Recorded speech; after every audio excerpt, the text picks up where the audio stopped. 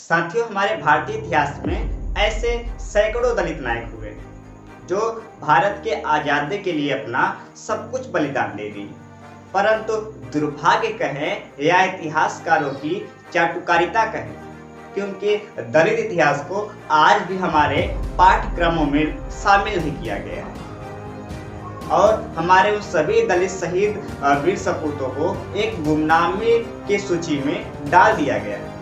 हम अपने इस सीरीज में उन्हीं दलित वीर सपूतों को आपके सामने रखने की कोशिश कर रहे हैं और आज के सीरीज में हम एक ऐसे ही आदिवासी वीर सपूत के बारे में जानेंगे जिनके बारे में ये कहा जाता है कि देश के आज़ादी के लिए अपने दोनों बेटियों को भी न्यौछावर कर दिया और इस आंदोलन में उन दोनों बेटियों को लेकर कूद पड़े।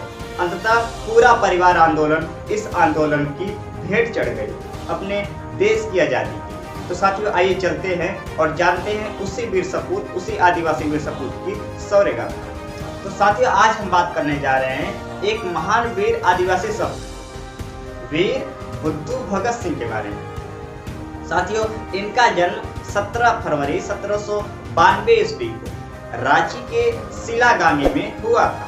साथियों, ये वो समय था जब 1790 से ही रांची के छोटा नागपुर में अंग्रेजों के खिलाफ विद्रोह की शुरुआत हो चुकी थी और कुछ समय बीतता है जब समय 1828 का आता है। उस समय वीर बुद्धू भगत सिंह इस पूरे विद्रोह का नेतृत्व करते हैं। इनके नेतृत्व कुशलता के गुणों का आप इस बात से अंदाजा लगा सकते हैं।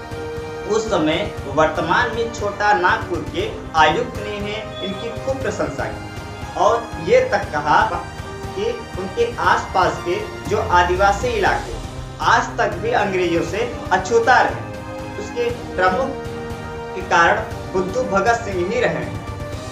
साथियों, ऐसा कहा जाता है कि 1790 से लेकर 1832 ईस्वी तक का ये जो पूरा समय काल है वीर बुद्धू भगत सिंह के काल के नाम से जाना जाता है। साथियों, 1828 से ही वे आदिवासी इलाकों की मोर्चा संभालना शुरू कर दिए, जिसका परिणाम ये हुआ कि ज्यादातर आदिवासी इलाके अंग्रेजों को छोड़कर जाना पड़ा। विशेष तौर से उराव आदिवासी इलाका जो अंग्रेजों का गढ़ माना जाता है, वहां से भी वे अंग्रेजों को खदेड़ कर रख दिए और साहब वे धीरे धीरे आंदोलन को गति देने लगे। वे वहां पे अंग्रेजों के लगान का खुलकर विरोध करते थे और उस समय जो एक महान कुप्रथा होती थी जमींदारी प्रथा, उसका भी वे खुलकर विरोध करते थे। परंतु इस देश का दुर्भाग्य रहा है कि उस समय जमींदार जो होते थे उच्च वर्ग के होते थे और वे अपने चाटुकारिता के कारण वीर बुद्धू भगत सिंह का साथ नहीं दिए। वे पूरी तरीके से अंग्रेजों की सेवादारी में लगे रहे, जिसका परिणाम ये हुआ कि वीर बुद्धू भगत सिंह को इस आंदोलन में असफलता हाथ लगी। परंतु इस असफलता के पहले भी वे खुद का नाम और दलित गौरव इतिहास स्थापित कर चुके थे। साहब, वे कई बार अंग्रेजों के खिलाफ मोर्चा संभाले और एक मोर्चे का जिक्र ये भी आता है कि जब वे अंग्रेजों के खिलाफ लड़ रहे थे तो उसी समय उनकी दो प्रिय बेटी रुनिया और झुनिया भी इस युद्ध में, इस रण क्षेत्र में शहीद हो गई।